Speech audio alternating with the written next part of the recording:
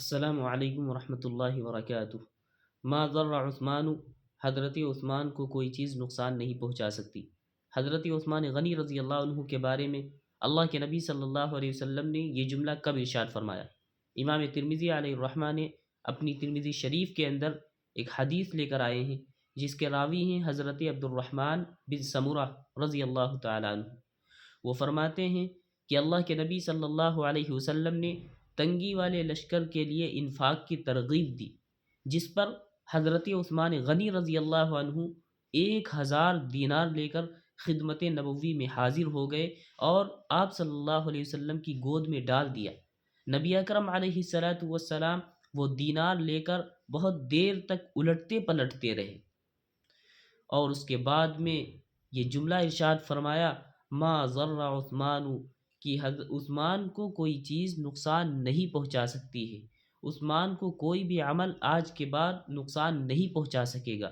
یہ جملہ اللہ کے نبی صلی اللہ علیہ وسلم نے کئی مرتبہ ارشاد فرمایا۔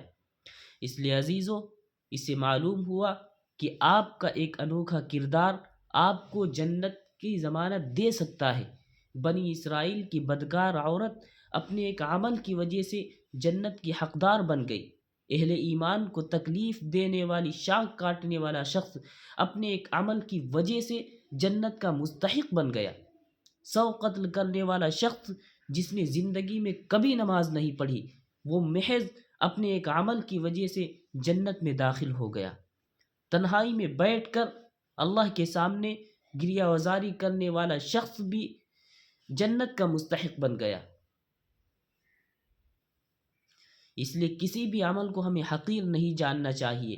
آپ نہیں جانتے کہ کس عمل میں جنت رکھی ہوئی ہے، چونکہ اللہ تو بہت کریم ہے، بہت مہربان ہے۔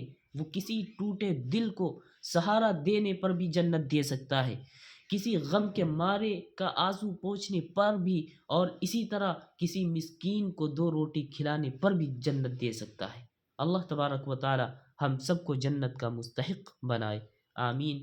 وآخر دعوانا ان الحمد للہ رب العالمین۔